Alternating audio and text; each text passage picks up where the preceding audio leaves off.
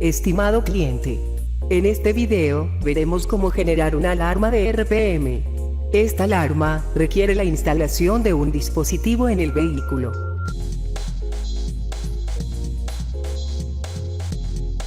Hacemos clic en Alarmas y Eventos, nuevamente clic en Administrador de alarmas y eventos. Clic en Añadir y buscamos alarma de RPM. Ingresamos nombre de la alarma. Tildamos habilitado.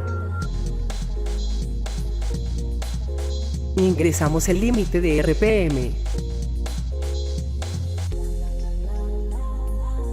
Tolerancia.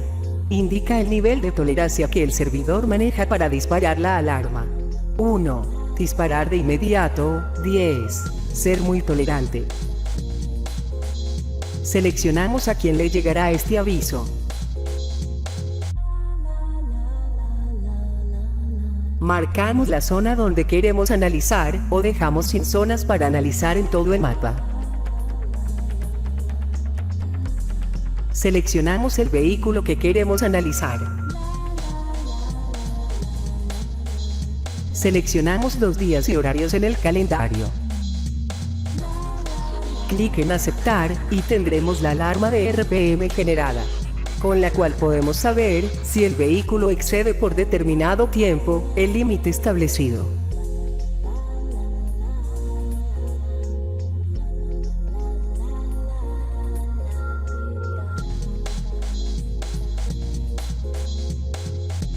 Puede llamarnos al 0800 828 4. Muchas gracias.